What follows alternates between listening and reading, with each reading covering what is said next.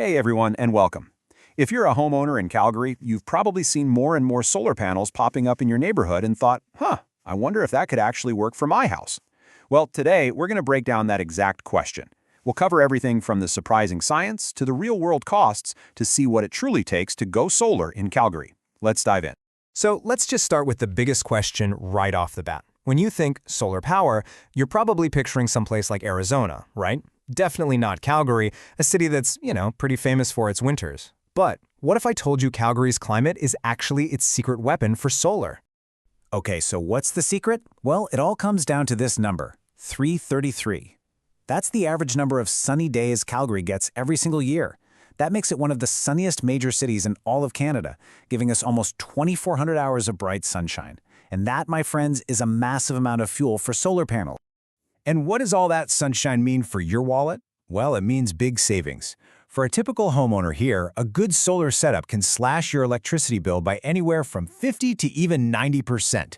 We're not talking about just a few bucks here. That can totally change the game for a major household bill.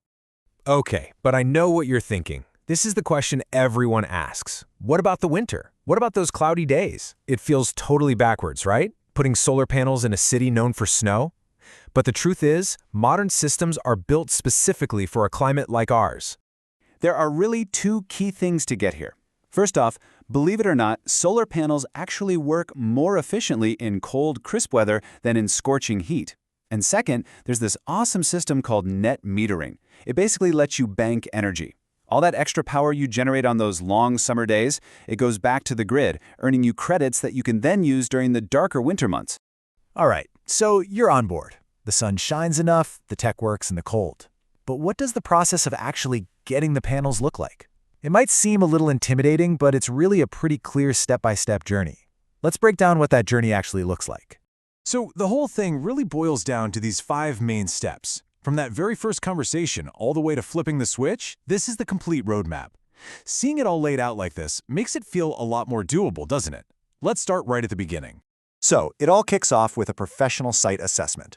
An expert will come out, take a look at your past electricity bills, check the condition and the direction of your roof, and see if there's any shading from, trees or your neighbor's house. This isn't a sales pitch.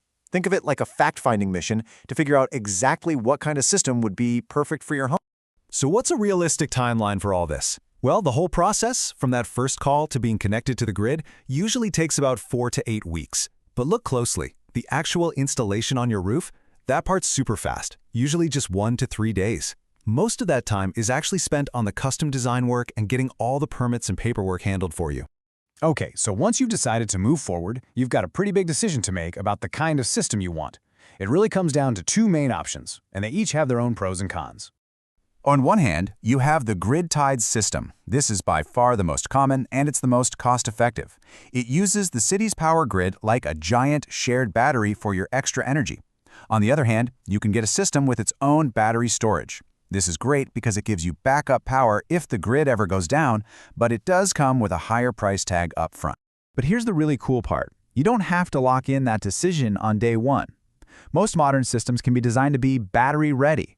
What that means is you can start with the more affordable grid-tied system now, and then easily add a battery down the road whenever you're ready. All right, let's get to the part I know you've been waiting for, the money.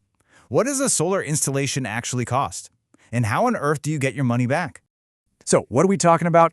Cost-wise, for a pretty standard home system in Calgary, you're usually looking at an upfront investment somewhere in the range of $15,000 to $25,000. Of course, the final price depends on the size of your system, but that gives you a really solid idea of what to expect. So how do you make that investment actually pay off? It all comes back to that net metering system we talked about. The absolute best way to think about it is like rollover minutes on an old cell phone plan.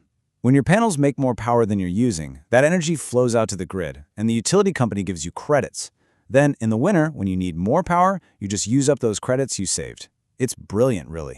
And all of that brings us to the payback period. When you crunch the numbers on electricity savings, most homeowners in Calgary find their system pays for itself in about 10 to 15 years. And after that?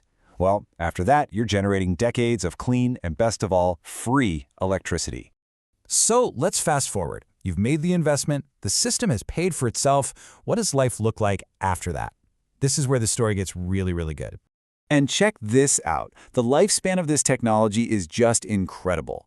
The solar panels themselves come with a warranty for 25 to 30 years, but their actual functional lifespan? It's often more than 40 years. That means your system is going to be creating value for you for decades after it's paid for itself. And the wins go way beyond just your power bill.